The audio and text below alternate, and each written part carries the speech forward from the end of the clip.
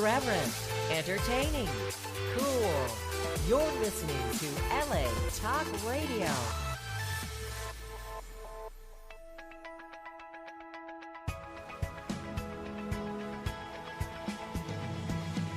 You're listening to Question Reality with Priscilla Leona, right here on LA Talk Radio. Hello and welcome to the Question Reality Radio Show. I'm Priscilla Leona, producer and host of this show, and we are coming to you live. Yes, I'm living. As far as I can tell, I'm still living during this damn pandemic. I don't know. Sometimes I feel like I'm going to drop dead any day, even though I haven't had COVID. I just know I'm going to catch it. I just feel paranoid. Anyway, we're coming to you live from Los Angeles, California. And for 13 years, we have been providing our audience with entertainment industry career advice.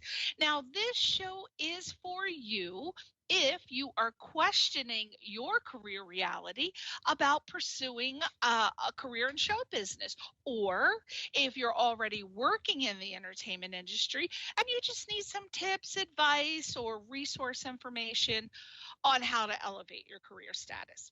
Now, guests on our show include Emmy winners, Grammy Award winners, Tony Award winners, reality TV stars, and a wide variety of show business professionals. And this includes film, television, music, and radio producers and directors. We have casting directors, literary agents, casting agents, PR agents, talent managers, screenwriters, publicists, actors, comedians, singers, novelists, script supervisors. We got stunt people, celebrity makeup artists, and we throw the entertainment attorneys in there for good measure. The list just goes on and on. If you missed any of our past shows, here are 3 ways that you can listen to them. Number 1, free mobile app. You download our app, LA Talk Radio, from the App Store or the Google Play Store. Number 2, you can listen to us on iHeartRadio, iTunes, Amazon Podcasts, Google, Audible.com, or Stitcher.com. Number 3, you can listen to us right on the LA Talk Radio archive page. It's what you're listening to us on now. You just look for our show title, which is Question Reality, or you can look for my name. And there we are from 2008 until now. And what's great is that we have not only the name of the guest, but also the title of what they do. So, for example, if you want to be a script supervisor, you can go into the search, type script supervisor, and it'll pull up all of the shows that I've interviewed that have been script supervisors. So, just a little tip for you. We have a teeny weeny tiny favor, because we only need an itsy bitsy teeny weeny thumb or finger to give us. You know, the world is dominated now. We need a thumb and a finger. So please go to my social media pages and give me a little thumb up. Yep. Even if you don't like the show, give me a thumb up anyway. I'll give you $1. No, I'm just kidding. But just give us $1. Facebook. I'll start you off with a tip right now. Branding. When you are starting anything in life, you want to make sure that you brand yourself in certain ways. And one of the ways is you want to keep things consistent so people can find you on the search engines, on Google. They find me under Priscilla Leona. Even though my show is Question Reality, you can type either or and you're going to find me. So very important when you're starting out, please make sure that you have all of your social media pages consistent along with the website so that people can find you on the various sites.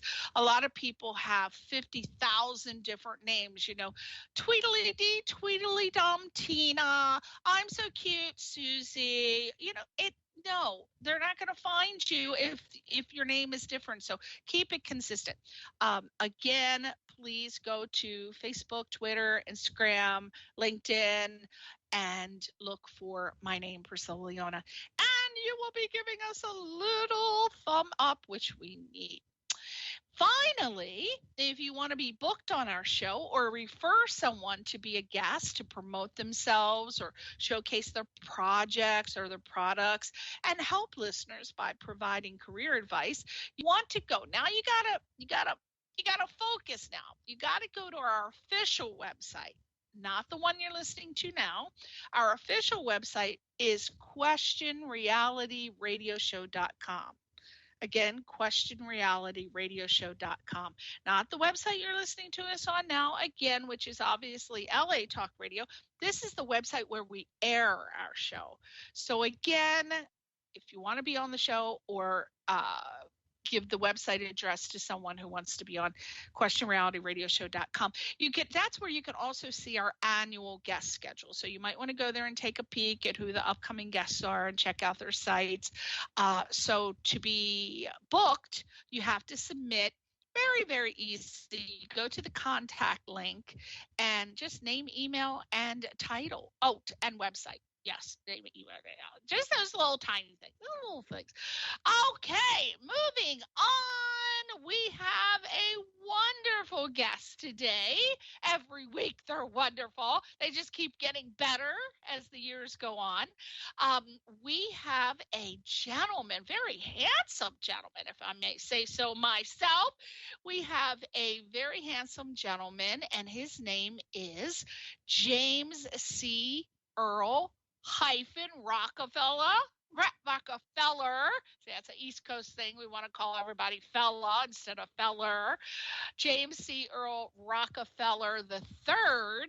He's professionally known as James Rockin' the House, that announcer guy. And he is a working television and event public address announcer. And when I heard that he did this, I'm like, how cool is that? I've never had a public address announcer, also known as a PA announcer, on the show. So this is going to be fantastic. I just can't wait to hear about what he does, how he does it, how he came to do it. So the show topics will basically, we're going to cover, he's had many careers. He's what's known as a multi-hyphenate. He used to be a stand-up comic, a video jockey, again, a PA announcer, commercial voiceover artist. So we've got lots of different skill sets here, and we're going to learn a little bit about how we can pursue that career. So a little bit about him. He's performed continuously from open announcements for award shows to sporting events. He's voiced commercials for numerous Fortune 500 brands, which include Dodge and Cadillac and Pizza Hut and Honda and Metro PCS and Dickies. And his feature film work spans 5 independent projects.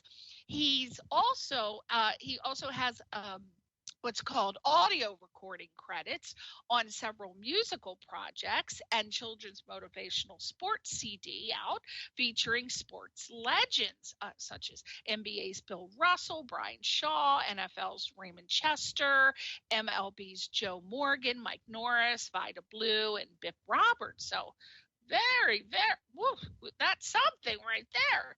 Now, his latest projects as a public address announcer include Cracking Up, which is, I believe it's a stand-up comedy program, and Youth Sports Nation, which I think is an organization featuring legendary pro athletes and recording artists.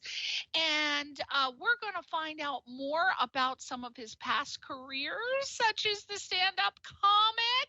But let's just get him on instead of me talking about who he is. We're going to find out all about him. Welcome to the show, James C. Earl-Rockefeller III. Thank you. You made that sound wonderful. What? Well, that's I was like, I got to meet this guy. I know. See, you're always more impressive to your yourself when somebody else is announcing you, right? It just Right. works out that way. But I just love that rock in the house, and I like how you spelled it, Rockenthhouse. I had to look at that a couple times, and I'm like, that sounds like rock in the house. But before I saw that, I was like, that sounds. So I love that. That's very, very creative. But you're also known as that announcer guy. What a name. So now you've got us all curious, James. We all want to know, are you somehow related to the Rockefeller family? I'm the black sheep of the family. I No, knew you were going to say that. yeah. That is a perfect opportunity to get that in there. I love it. Yeah, but so No similar relation. name, no relation. Because I do see that the Earl-Rockefeller. But yeah, wouldn't that be great if you were, right? It'd be lovely. God, I'd be a sponsor. I know. Well, I think his name. I hope someone doesn't fact check me on this but I think that David Rockefeller died in 2017, and he was 101 years old. So he was hanging on to that money as long as he could, right? Oh, definitely. I'm not letting my money go. I want to take it with. But I think there's only 60 or 70 Rockefellers left in the world. But anyway, a mutual friend named Calda Music referred you to my show, and I just could not bring her up. Isn't she the absolute best person you know? I mean, she's not only super talented, James, she holds multiple hyphenated titles like you do. She's beautiful, she's funny, she's intelligent, and most of all, I find beauty in her being extremely professional. And I told her, James, I said, I told her so many times, I wish that I could clone you and have you do every job in the whole world. Then the world would run the way it should. So I think you'll probably agree, but how did you guys meet? Actually, I've been knowing Kelda for years. I think it's through her music. We used to run into each other a lot during events. And Kelda is a TV host. So every time I was doing an interview with my company, she was somewhere doing the same interview. So we always ended up at the same place all the time. And we actually got a picture that they had a Black Music Awards show in Oakland, and they put it in the Oakland Tribune. And as my host is interviewing Terry Vaughn, Kelda was in the background interviewing somebody. Oh, my gosh, it's kismet. My goodness, that means something. I don't believe you run into people. I mean, you do when you're in the same profession, but sometimes you run into them a little too much. So you're thinking, I wonder what's on the horizon for us. We're going to have an interaction. We're going to have a scene. Something's going to happen. So you never know. Something great is what I usually like to think. Now, let's talk about the career of being a public address announcer. A lot of people may not know what that entails. So let's start off, James, if you could please tell us what that career title entails. A public address announcer is that house voice that you hear at sporting events, concerts, award shows. So basically, if you're at a sporting event and you hear, "Oh, please rise. If you're able, remove your hats and join us in honoring the United States of America with the playing of our national anthem." That's the public address announcer. If you're at an award show, you will hear, "Ladies and gentlemen, please welcome." That's the public address announcer. Wow. My God, So you're it's so always good. that house voice. It's like you're a totally different person. You just went there. You went to another realm. You had an out-of-body experience, at least an out-of-voice experience. Wow, you're really good. Oh, when I think of what you just explained, do you know what I hear? And I don't even watch wrestling, but I hear a wrestling voice. That's a public address announcer, right? Is that right? That's more so of an announcer. They're in in sports, you got play-by-play announcers and color commentary. So those are the voices that you always hear on television. But the public address announcer is more so the house voice. So really the only time that you hear a public address announcer on television is when they're doing or they're saying that, or when they're playing the national anthem. You'll hear the opening of the national anthem, which is usually the public address announcer. But you would just hear the voice in the background when you're watching a game. Oh, that's very interesting because I know, like I'm watching, of course, the Olympics, and you hear the people that are those public address announcers, or are they commentators? Like, for example, They're gymnastics, commentators.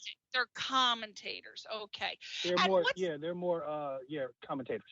okay. And what you mentioned the word color commentator. Can you explain what that is? Yeah, color commentary is basically like when you're watching a football game, you have somebody doing the play-by-play. They're telling you everything that's happening. And then the color commentator be like, well, if that tackle would have got missed, he might have had another 10 yards. That's the color commentary. Color commentary is almost like the opinion. Like, you know what I mean? Like, he's capable of running more than 15 yards on a play like that. And, that's the color commentary. Yeah, so they add, like a little bit of emotion, whereas the other guy's more doing facts and stats and stuff. Exactly. Like, I'm watching like facts and opinion. I got to tell you, I don't know if you watch this show, but I don't even like golf. Okay. I don't watch golf. I don't know a thing about it other than Tiger Woods, who's very, very cute in my opinion. But other than that, I don't watch golf. Do you know I watch a show called Holy Moly in 3D just to watch the commentators? That it's about miniature golf. It's like a game show where it's about it's a miniature golf course, and these two people, Ron or Rob Riggle, he's hysterical. And one plays the straight guy who does the facts, and then Rob does all of the jokes. So I guess he's the color commentary, but it is hysterical. And I thought to myself, I don't know if they're sports people, but my God, I would watch them just to listen to them, do the show. So host the show. So I don't know if they're public. I don't know if they're color.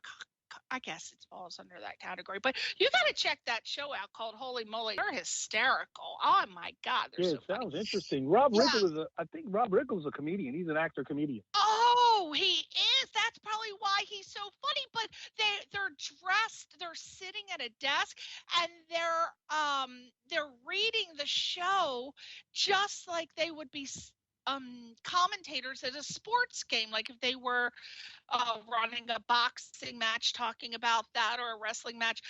But then they're funny with what they're saying. So I wasn't sure what their actual titles were, but from your descriptions, I'm kind of getting a better idea that Rob is a comedian, but he's doing the color commentary. So very interesting. I learned a lot from you just now.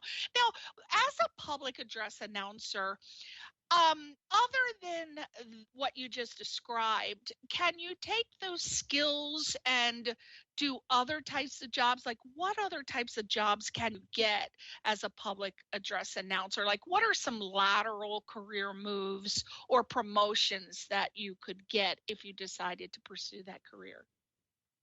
Well, you can do voiceovers. Me as a public address announcer, I have, like one voice. And my voice is more so infomercial than anything like that. But wait, there's more. And if you act now, not sold in stores. If I was to do an infomercial, I would have that voice for it.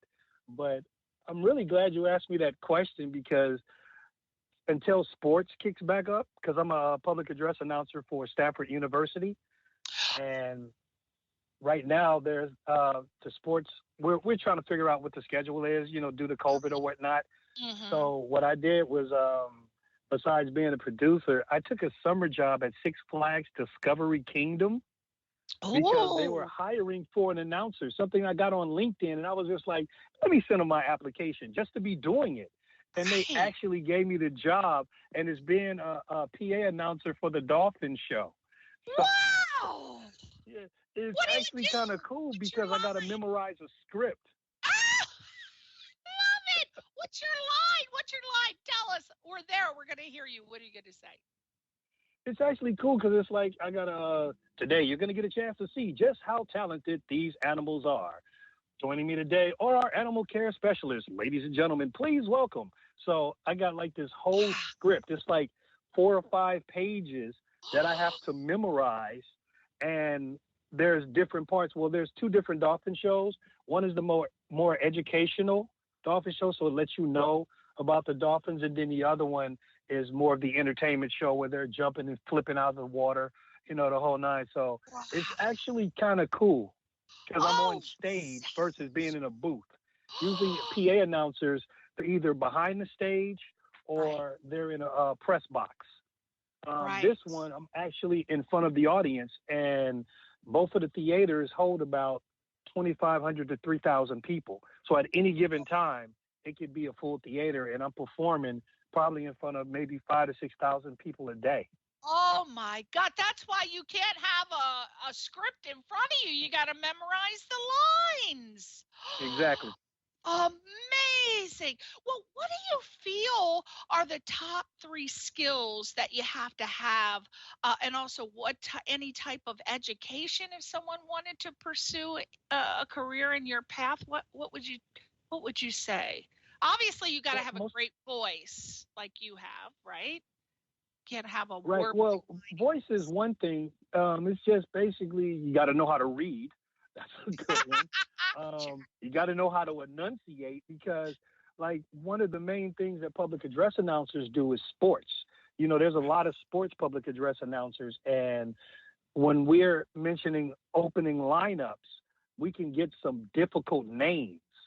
So just name of pronunciation is one of the most important things you could do as a PA announcer. Oh, yeah. And being consistent.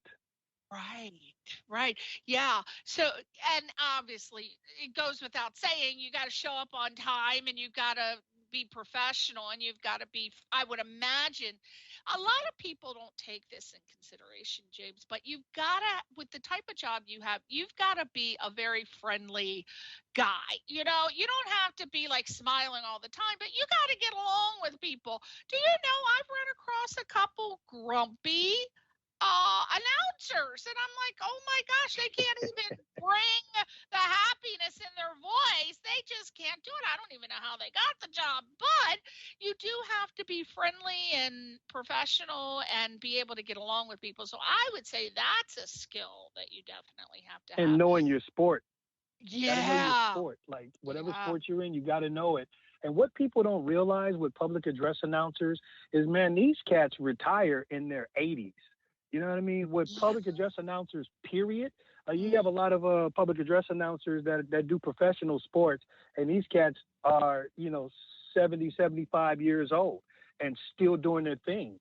Public address announcers on television, they retire like in their, they're working well into their 80s. Don Pardo from Saturday Night Live, I think he retired at 80, 82? Whoa. And he was on Saturday Night Live since the beginning. Wow. You know what I mean? So public address announcers, man, they're like Ed McMahon was around forever. Oh my gosh. He's still living, I think. No. So I'm like, public address announcers are around forever. Don LaFontaine, who was known as the movie guy, was doing voiceovers until the day he died. I mean, these public address announcers are always around. Rod Roddy from The Price is Right. Was around I loved forever. him. Oh my gosh. And the voices there, so that's a career that you should definitely consider. Like a lot of people come here, James, and they want to be an actor. Oh, I want to be an actor, Well, if it doesn't work out for you or you need to supplement your income, this is a great job to have because, as you're saying, it's a very lucrative career and it has longevity. So, ageism is real, people. So I think that it kind of excludes the public address announcer. James is saying that people are working until they're 80. So if you got a great voice and you have the other skills that James just mentioned, you can have a really great career. Yeah, I mean, everyone also. And it goes in voiceover. Yeah, you're a voiceover actor. It's all inclusive. Public address announcer. It's all inclusive because you're doing, you can segue into that career and do, what is that called, James, where you do the dialogue, the ebooks Oh and yeah, the ebooks. Yeah, yeah, yeah, narration. narration. There's that's a huge field, and what a great job to have. I mean, a friend of mine does it. She'll work for 45 minutes and make a ton of money. So if you Exactly. it's a very great job. I would actually prefer to do voiceovers rather than to have the hassle of having a camera stare at the big pores on your face or a zit or, counting the wrinkles. I'd rather be behind the scenes anyway. So I think that's a great job to be able to segue into. Now, what would you say, James, are some do's and don'ts of pursuing a career as a TV announcer? We want to tell people, okay, definitely do this, do not do this. Like, for example, if you're an actor and you're going on an audition and you're sitting in a room waiting to be auditioned, a lot of times actors don't realize from the time that they pull into the parking lot, there could be somebody that's walking around or in the elevator that's a casting assistant. And the receptionist listening to you. And so don't be talking bad about other actors. Read your script, be professional. But a lot of times they don't realize that. And then they turn themselves on when they go in the room. So, what are some do's and don'ts of the PA announcer that you'd like to share? One of the do's is just know your craft, know what you're doing. You know what I mean? What I do is that when I became a public address announcer, I studied everybody. I studied one of my favorite guys is Gary Owens, the man with the $1 million voice. You know what I mean? Because he was one of the first television announcers. He used to be on Laugh-In. Oh, okay. I studied Don LaFontaine. I studied Yeah. Rod Roddy. I mean, I just studied all of these guys' style. You know what I mean? And how they came across and what made them the person that they are. You know what I mean? Yes. So it's just whatever you do, you have to study it because people think that, somebody puts a script in front of you, you read it, and then there it is.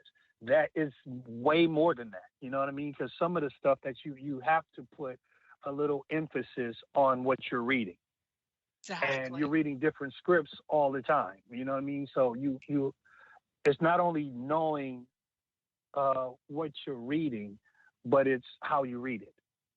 That's right. So yeah. That's a definite. And then one of the don'ts is that don't think you know everything. Like if somebody gives you if you're doing a football game and they're giving you something, just don't go, oh man, I know how to do this, because it's like the way they do their script might be different from somebody else. Like in high school, I can make up stuff. You know what I mean? As long as I have the principles in there with the schools, the teams, the whole nine, I have those principles in there. But doing NCAA, it's a whole different story because they're like, you got to read this, you got to read it at this time, you can't skip over this, you've got so much time to do this, and we're on the clock. So it's like, okay, between this time and this time, this is when I got to read this. So it's much more structured. Wow. You know what I mean? So yeah, the don'ts is you just got to pay attention to who you're working for and how they like, because I was always asking questions when I started at Stanford. Even though I did PA, I was like, okay, I was doing this. How do you want it? You know what I mean? Because I was doing high school and community college, but then university, like I said, NCAA, Division I, whole different story because now the games are on television. Yeah. So it's a whole different gambit, and people don't understand that. Don't just be a know-it-all. Learn. You can still learn. I don't care how old you are. You can still learn. That is so true. It's just be present, be aware. That's with any career, but I really think you need to focus maybe a little extra, and people can always tell by your eyes. So don't try to perpetrate the frog, as they say. Now, if you could go back in time and give yourself must-have advice or a warning about pursuing a career in I don't want to limit it to public because you've had so many different careers. What would be your best piece of advice about the entertainment industry, pursuing a career in the entertainment industry, we'll say? Well, one that I keep saying is study. That you got to do that, and then two, um, like I said, just knowing your craft. And with me, I think it's like I was trying to be like when I was doing stand up, I had an agent, or I actually had somebody give me a number to an agent in New York. And when I called that agent, he was just like, man, I don't know who you are, but if this cat gave you my phone number, it's all good. Just send me a tape. And all I had to do was send that man a tape, and I could have been doing something else. You know what I mean? But the thing is I was trying to be too perfect with that tape. Like I wasn't really producing television like I am now back then. So I didn't have access to, the editing machines and the whole nine and make it look crisp and pristine. All he wanted to do was see something. I could have taped a performance or an open mic that I did and send it to him, and it would have been all good. So what I did is I kind of lost it. You know what I mean? Like I lost the opportunity with that guy when, like, I could have been somewhere else right now. You never know. You know what I mean? So, not just, basically I tell everybody just to go for it. If you do something, go for it. You can make up your own stuff. If you need to do voiceovers, you don't have to wait to get a voiceover gig. Write your own script, put a little music behind it. They got royalty-free music all day long. Oh, yeah. Put together your own little thing because people just want to hear how you sound, not what you did. That is so true. And I do know that people used to tell me that getting into the voiceover business was very hard because it's clicky. And then they also used to tell me that it's very hard because it's very expensive. But with technology today, I think that kind of helps you greatly because you can do pretty much anything on your home computer or your laptop or your phone if you have the right software. So I think that is really helping people a lot, but I don't know how you would solve the whole being in a click issue. In your opinion, do you feel that? Because I've heard people say, I don't know what they're talking about. I don't think it's a clicky business. I don't think you have to be in a click to get all the jobs. So basically they were saying all the voiceover jobs or public announcement jobs are going to people. It's nepotism. So friends or family members. Is that a real problem, or is it it's the same as any other job? Because I think that happens in every field personally. I mean, but they say it's a little in bit. every field. Yeah, you're right. I mean, it could be clickish. You know what I mean? And how do you some break people are in just if unaware? It is? Yeah, how do you break into it? The click thing, I don't really worry about it. What I do is I create my own avenues. Every avenue that I've done in public address, I created it myself. And then other people heard about it. How I got Stanford was a cat in L.A. His name is Matthew Wallace. And he has a website dedicated to public address announcers. And a podcast did an interview with me, and he replayed it. And he introduced me to his website, and his website had the listing for Stanford. So that's how I got Stanford University. You know what I mean? So basically, I created everything I did. I just created my own avenue. I knew that, working with the OAL, we did games at this community college, and then that community college heard me, and they was like, well, we don't have a public address announcer. Can you do that? And I was like, yes. And then doing games with them, another community college heard me, was like, hey, can you do something for us? And I was like, yes. So now I got 4 schools under my belt, along with, other award shows, concerts, and stuff like that. So I kind of created my own avenue.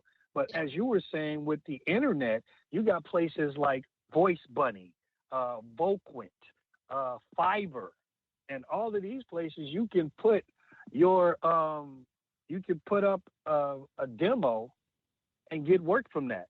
Be it producers, editors, graphic artists, or whatever. You can put stuff on some of these websites and get work. So that takes away from the clickish thing.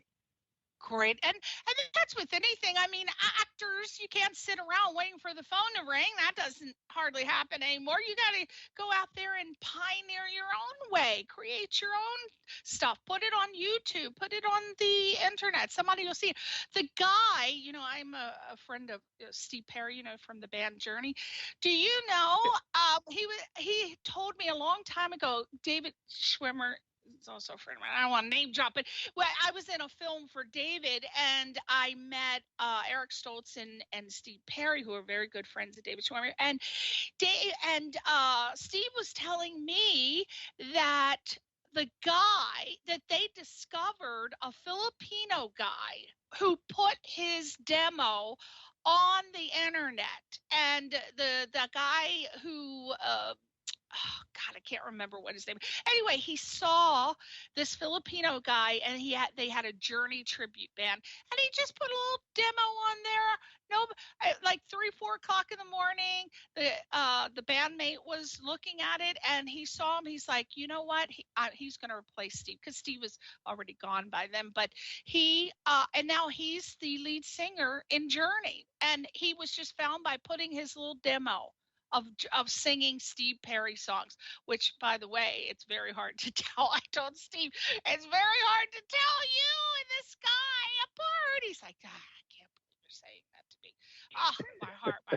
But yeah, so that's a great tip and advice. Put your demo out there. You never know what's going to happen. I mean, come on.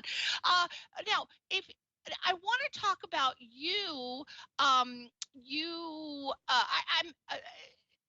My assistant read the bio, and she mistakenly put on there that you made it sound like you were Arsenio Hall's in-house PA guy for his show. So I want to correct that now. So from what I understand from Kelda, you, Arsenio Hall, once came to Oakland and you interviewed him, or what was the connection with Arsenio? You can tell us. Well, I've interviewed Arsenio at the NAACP Image Awards through my company, VJ TV. So we did an interview with Arsenio, and I've always been a big fan of Arsenio. I've followed his career from him being a stand-up comedian when he used to be on Solid Gold. Yeah. Back in the 80s, you know what I'm saying? So I've always followed his career, and one funny thing is that there was a local TV show called People Are Talking. It was a local talk show out here in the Bay Area, and his mom and Jackie Stallone were being interviewed, by having two famous sons. And I was in the audience that day, and they did kind of like this little match game thing. And all of the cameras came to me when Jackie Stallone said that, Arsenio's mom, she's attracted to this guy right here. And all the cameras came to me. And I was like, oh, boy. So it was actually great. It was cool, right? And when I told Arsenio about that, he said, dude, I remember that. Yeah. So I guess he's seen the show, which was really funny. But he was out here doing a Valentine's Weekend Laugh Fest. Mm-hmm. And the producer of the show was a good friend of mine. And he had told me, like, 3 months before the show happened, he's like, dude, would you like to introduce Arsenio? I was like, hell yeah. When? Yeah. And he was like, I'm producing this comedy show. It's going to be in February. And Arsenio is going to be the host for day one. And I was like, I'm there. So I got to do that. It's Arsenio Hall. I got to do that. And it was lovely. I filmed it and everything. I was like, okay, this is off the bucket list. I got to interview Arsenio. Oh, yeah. So my God. I mean, that was really cool. Oh my gosh, I loved Arsenio Hall. I watched his show. Like my friend Brian Kiley, he's been the head writer for Conan O'Brien for over 25 years. And that's the only other late night show that I watched was when Conan O'Brien had his show during the whole late night thing. But I watched Arsenio Hall until he went off the air. He was such a great talk show host, and I'm very picky about it. So Conan O'Brien, obviously, I love him. But my only other one was Arsenio Hall, but my idol, I don't know if you're going to know who he is. You're pretty hip and up on it. Graham Norton. You know who Graham Norton is? I know Graham Norton. Graham Norton has a good show. And when he does his show, he had Tom Marvel movies. Right. Yeah, that dude is a great impressionist, and I've seen him on that show. I watch him on YouTube all the time, and he has a good show. Yes, he does. He's funny as anything. And I mean, not only is he naturally funny, but what I find fascinating, I mean, I have a hard enough time focusing on one person. When it gets two people, I'm like, okay, but a little stressed. Three people, I couldn't do it. He interviews 4 and 5 people seamlessly. It is like it is a gift. It is an art form. And I know he has this little cards, but he barely looks at those cards. And I really admire, as a person who's pursuing that career, I admire people who are really great talk show hosts. And I think Graham Norton is, in my opinion, since Johnny Carson and Arsenio Hall and Conan O'Brien, Graham Norton is my absolute favorite. But I'm not really into the current late night hosts these days. I don't really particularly care for that type of humor, but they were some of the greats. But yeah, Graham Norton is fantastic. I don't know. I think he has an announcer, right? I know he has some. Yeah. There's a guy who comes on and he sounds pretty good. I like him. I don't really hear his voice in my head, and I don't know his name, but I know that he does the intro to the show. But anyway, let's move on to what I want to talk about, your VJ TV. Now, first of all, for those of our audience who do not know what VJ TV is, everybody in the world should know, but just in case they don't, tell us what that stands for and what your show is about, why you created it, what it stands for, and who are some of your guests. Well, VJ TV stands for Video Jockey Television, and it's a music entertainment television network that provides music videos, concerts, celebrity interviews, and event coverage. So basically, it was a network of shows. Like, we used to be on television 6 or 7 hours a day. At one time, I think we were on like 12 hours a day. So it's more so, it was a local television network, but I was doing industry stuff. Like, I've been to the Billboard Music Awards. I've been to the BET Awards. We went to the Oscars twice, and it's a place to where we really train talent.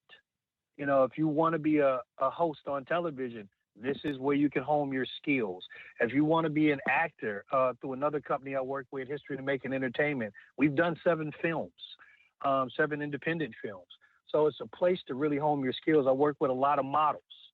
So, just getting them on television, interviewing recording artists and celebrities. I mean, this is just a cool little house. It's kind of like how when you used to watch Spike Lee movies and you've seen the same actors all the time, and now these actors are doing great stuff in Hollywood. We were kind of doing the same thing with local people. So that's what, VJ TV was about. And we've interviewed everybody from, I've interviewed Berry Gordy. I'm trying to think of the people. I know I did Berry, I did Smokey. We did Oprah Winfrey. We did, Arsenio. We did, I cannot think of his name. Forrest Whitaker. We did Forrest Whitaker. Yeah. We've had, a lot of people on our show. I've done Debbie Allen. We've had tons of musical artists. K. Michelle, DJ Quick is one of my favorites. Run DMC. I mean, and through the years, we've interviewed a lot of people. I think we did Destiny's Child back in the day when they won all those Grammys, when they were just like winning everything. So, yeah, we've done a lot of stuff with VJ TV, and I'm very proud of it. So are you saying it's a television? It's more so a network than a show. Okay. A network. Because we do, it's kind of like, the parent, you know what I mean? So we produce shows under VJ TV. Like, we might have 3 or 4 shows on television at the same time with different names. Like Nightcap is my late night R&B show. but VJ TV is the production company for it. Got it. Got it. Oh my gosh. So I imagine you've had Kelda music on there. All the time. Yeah. All the time. Kelda's at the studio all the time. She's in the studio all the time. Oh my gosh. So what is the most exciting project? Obviously last year was a total dud for everybody, but what exciting projects are coming up that you're working on that you think that we should know about for VJ TV? That's a great question. I started a game show during the pandemic called In the House, the Shelter-in-Place game show where our contestants play from the safety and comfort of their own home. So I started doing a game show, and it actually turned out pretty good. So I'm thinking of new ways to do it now, since we're kind of coming out of the pandemic, but I still like the idea of people playing at home. Yeah. So, we just want to enhance it, fish for sponsorships or whatever. But I think that's one of the current projects I have going on right now is that. And then my late night R&B show, which is Nightcap. And we play like a lot of late night R&B, easy listening. It's just a cool, chill show. Comes on Fridays at 11:30 out here in the Bay Area. But it's just a nice show. We play like a lot of old school videos. You are the second person that I've had on the show that during the pandemic came up with ideas for a game show. And he also, gosh, I swear, I know so many people, I cannot remember his name, but you gotta DM me and let me send you this guy's name. You will love him. You two will be like peanut butter and jelly. He not only created a game show, but he also created his very own board game. And he sent me a t-shirt, and the t-shirt is so clever, and it's the name of the game show. And I don't know if I have permission to say the name of it, but I'll ask him. But he created the television show, the game show, and a board game to follow it up and match it. And he said it's taking off like gangbusters. So I don't know if you know him, DM me and we'll talk more about it. But that is such a great idea that you had to do that. When he was telling me that he did, I said, my God, you've got to think of new ways to propel yourself in your career. And who would think of that? I mean, they are clamoring for new game shows. Do you know that they're bringing all, like in the summertime, they're bringing back all the oldies but goodies like Match Game and what's another one, To Tell the Truth, and they're just revamping all of those shows, but the studios are looking for new and exciting game shows. So it's a perfect time to pitch your shows to the network. It really is, for some future projects. So it's really great that you're doing that. So how would we find out where to watch some? I know you've got a YouTube channel, but would they go directly to your website to see some of the clips of your interviews? VJTVnetwork.com, is that the best place to go? Yeah, I would go to VJTVnetwork.com or VJTVnetwork.rocks. .rock. I always say okay. .rocks because I just like it. Yeah, I like .rocks that. or .com will bring you to the same place. Yeah, I typed that in. I'm like, I've never heard the extension .rocks before. But I went there and then it navigated me to the VJTVnetwork.com. So I like that. Yeah. Okay. So I want to point out that you can talk to, I guess maybe if somebody has something really cool and wants to be on the VJ TV network, what's the best way for them to reach you? You can email me at ROCKE at VJTVnetwork.com. Oh, there you go. And you can submit your pitch. So I just want to say that the next steps in your career sound exciting. I want to thank you for being on the show. I can tell that you and I could talk forever.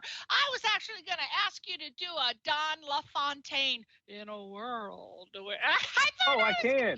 That's one of my favorite. Hey, let's Okay, close in the it world. out. Let's I could. close the show out with you. Okay, here's your script. Close the show out with you doing the Don LaFontaine, but all of it being about VJ TV Network. Yeah. Okay, I could do that. Yeah. I could do that. Okay. In a world surrounded by music television, there was VJ TV. Music non-stop. There you go. There he I is. love you. There he goes. There's nobody better. He's my favorite public announcer. That's because he's the only one I know. But if I knew somebody else, he'd still be my favorite. His name is James C. Earl-Rockefeller III, a.k.a. Rockin' the House. And you can listen to him, see him, and watch everything he does by going to his website, which is vjtvnetwork.com. We thank you so much for coming on the show. We want you to come back. So any cool, exciting projects, you are welcome to come back anytime. Just hit me up via the email. Now say goodbye to your fans, James. I'm actually in LA a lot, so I'm going to come see you. Oh, yeah. You can always look me up at rockvox.info. That's ROCKEVOX.info. And there's more. You couldn't resist going out. I love it. All right. Thank you, James, for being on the show. We'll see you next week on Question Reality. Goodbye. Appreciate it.